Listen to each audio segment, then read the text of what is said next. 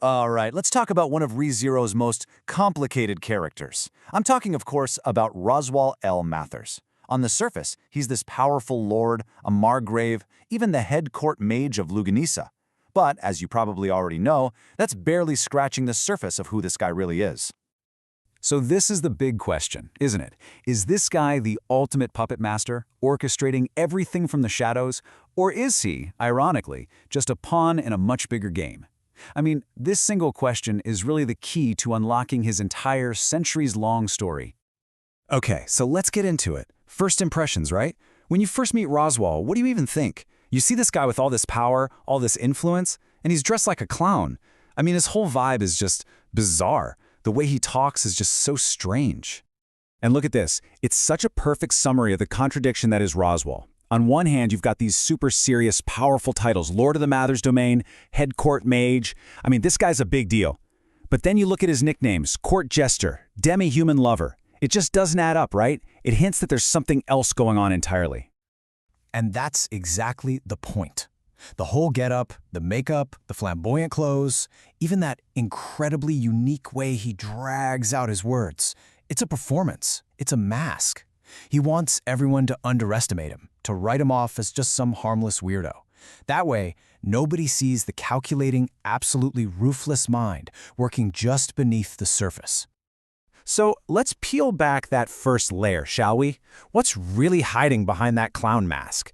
Well, what you find is a stone-cold chess master, a brilliant manipulator who sees literally everyone, friends, allies, enemies, as just pieces on his personal game board.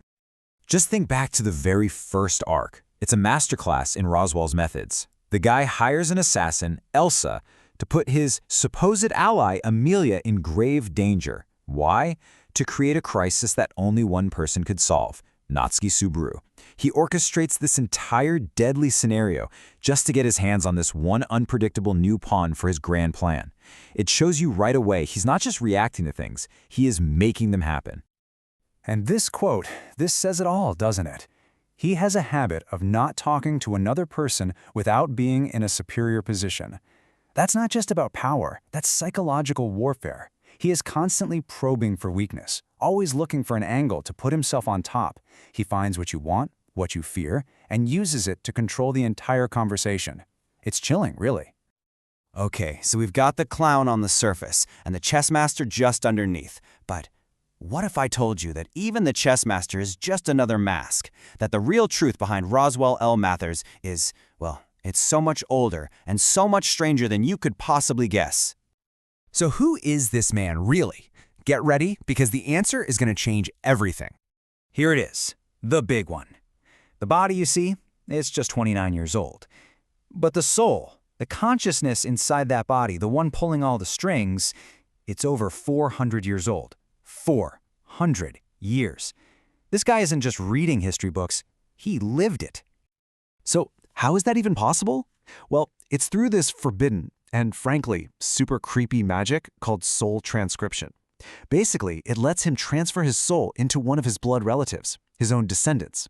He achieves a twisted kind of immortality by literally stealing the bodies of his own family, generation after generation. And this just lays it all out. The original man, Altar Mathers, born over 400 years ago. He possesses his descendants, one after another, his grandmother, his father, and now the man we know as Roswaal Mathers. He's not just a person anymore, he's a parasite, a legacy of stolen lives, consuming his own bloodline just to keep his ancient soul alive. But why? Why would anyone do something so unbelievably monstrous? What could possibly drive a person to go to these lengths? The answer, as you might expect, is a powerful, all-consuming obsession that's been burning for 4 long centuries.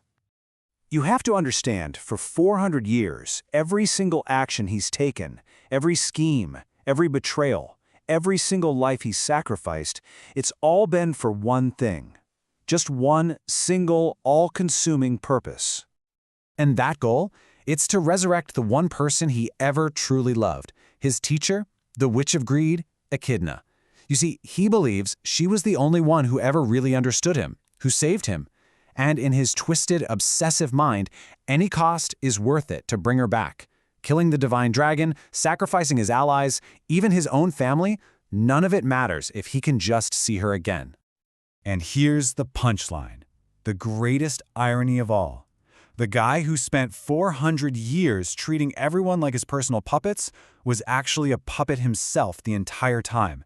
And now, after all those centuries, for the very first time, someone has cut his strings. So how was he a puppet? Well, it turns out he had a copy of the Book of Wisdom. Think of it like a cheat sheet for the future. It told him exactly what to do, every step of the way to reach his goal. He wasn't some grand improvising strategist. He was just following a script, a recipe for success written by someone else. And this right here just lays out the massive shift in his entire existence. On one side, you have the puppet. His guide was the Book of Wisdom. His method was pure, ruthless manipulation, and his future was absolutely certain. But then, after he loses that bet to Subaru in Arc 4, you get the free man. Now, his guide is an oath he swore to Subaru, his method has to be earnest support, and his future? For the first time in 400 years, it's a complete unknown. And make no mistake, he's not just bound by a simple promise. No, he's bound by an oath curse mark. What does that mean? It means if he ever goes back on his word, if he harms Subaru or his allies, his soul gets erased. Poof, gone forever. For a guy who has fought and killed and sacrificed for 400 years just to continue existing, that is absolutely a fate worse than death. So, it all comes back to that first question we asked, Puppetmaster or pawn? And the answer, really, is that he was both.